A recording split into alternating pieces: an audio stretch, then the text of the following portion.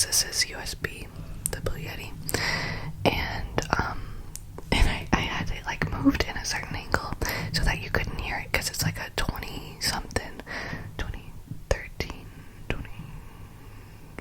something. It's an old laptop, and I was like, let me move it because it makes sound. The fan inside the Mac is like, it makes sound, and I don't want that sound, right?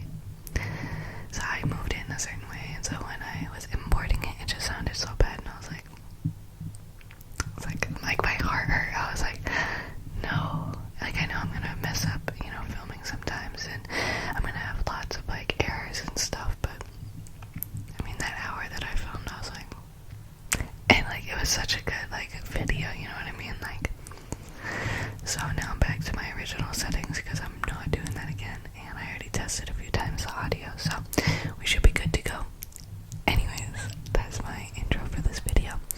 Today we're gonna be like, I always say we're gonna be doing funny, so no, we're gonna be whispering. Yeah, we're gonna be whispering funny stories, and they're not really long, so that you're not here for days, but let's get into it. Alright, we have an article by Thought Catalog, and this is called 50 plus short stories that will crack you up in 60 seconds.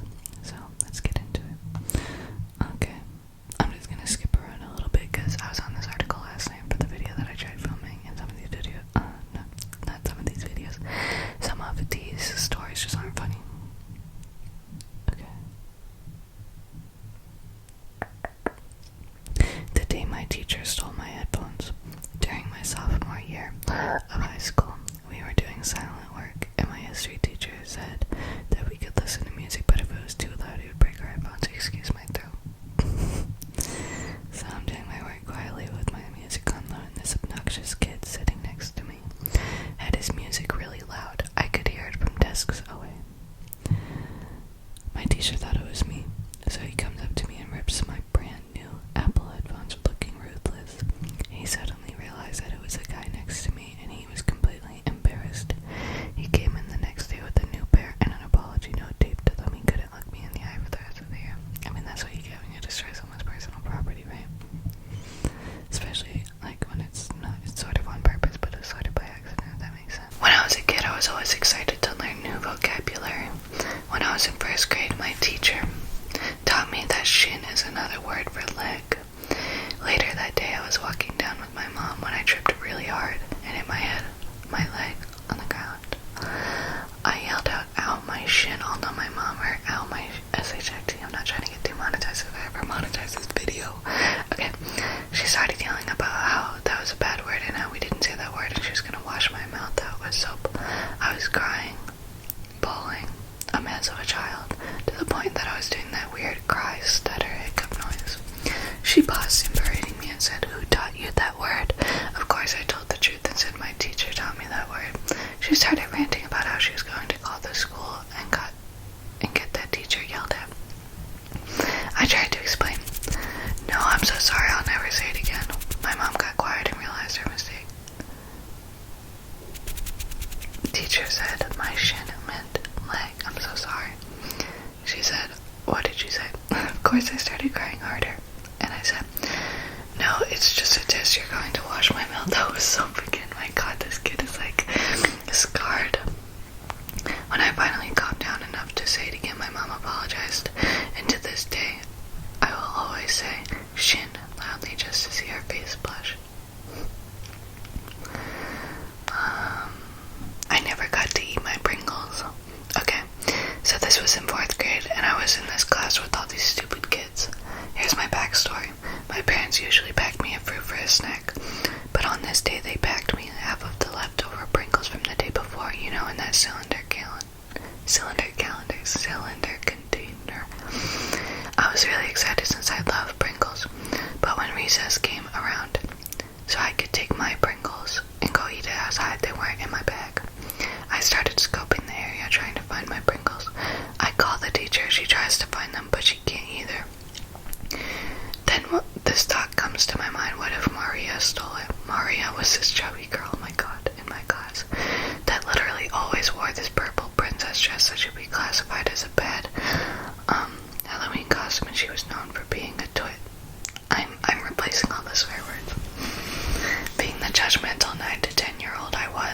I straight out concluded that she must have stolen my damn Pringles. I just tell my teacher, well, too bad. I'll just go outside for recess now. It was just Pringles. I almost said princess. Being a little angel. So I stop out of the class and start searching for Maria.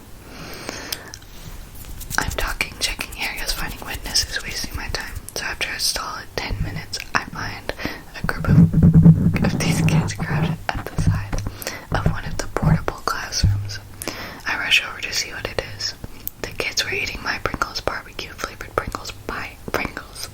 I started raging as I smacked the Pringles out of the kids' hands and started ripping people away from the main source. And in the middle of all the kids sat a smug-looking Maria with my Pringles. I look all mad and rip off the bloody empty container of Pringles out of the damn twins' filthy hands. By now, even stupid Maria knows what's up. She's a goner. I would have murdered her at the very least. But a supervisor saw us and ran over. Maria was forced to apologize, and I was forced to accept her damn apology. I never got to eat my Pringles. To this day, I'm sure she fears my cold, dead hands, ready to rip her lying face off. Oh my god. Anger issues. They're just Pringles, you gotta breathe, man. Okay.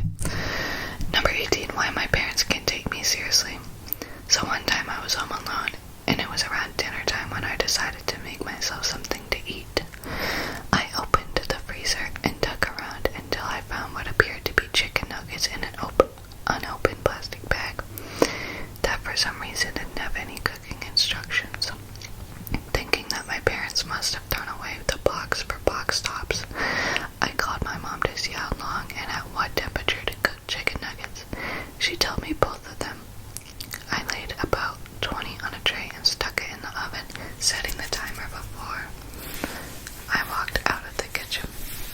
When it was almost time to get my chicken nuggets, I walked into the a cinnamon-scented kitchen. That's scared. I searched all over that kitchen trying to find the cinnamon scent leading me to the oven. I decided to turn on the oven light to see if maybe my mom had left some cookies in there and forgot to bake them. But instead I find a tray that my chicken nuggets were on as cookies. Oh my god. As I'm trying to process what just happened, I hear the front door open and my mom shout delightedly, "Ooh, what's that smell?" She walks into the kitchen and catches my confused expression. That's when the spark ignited and she realized exactly what had happened. So in some form I'd accidentally baked snickerdoodles, and that's why my parents can never take my cooking seriously. I mean, I wouldn't be able to either. Just saying. Okay, painting a roller coaster. A roller coaster, roller coaster, roller coaster. So in my junior year of high school, I got a project to make a roller coaster for my physics class. Everything was going fine until the day my partner and I had to paint the thing. We were in my garage spray painting the tubes, and these two guys come marching up to the street. To the house across the street, and start yelling at the top of their lungs, beating on the door. Now let me say in my defense, the neighborhood I lived in was South Dallas, and that's still not a safe place. Well, I called the police, closed the garage, and parked myself in front of the dining room window. Long story short, the police showed up in full gear, broke down the door, and brought out the two boys at gunpoint. What?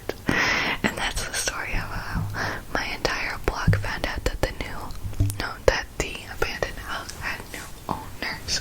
Okay, there we go. Number 21, 8th grade games. So when I was in 8th grade, science class was the most boring hours of my life. Everyone would play games on their computers. We used computers to take notes, but would play them in a super sneaky manner. Volume down, looking at the board so it looks like you're taking notes, etc. I wasn't one for playing games during class, but I was so bored, so I searched up Pac-Man on Google and started playing. So I started playing, and just my luck, I didn't check how high my volume was. It was all the way up. I started panicking because the game noises were excruciatingly loud. I kept playing and got eaten by a ghost almost after I pressed the start button. My hands were shaking like crazy. My strict science teacher looked me right in the eye, and the story just ends there. Cliffhanger. I literally fell for him. Number 22. Since my crush sits behind me in class,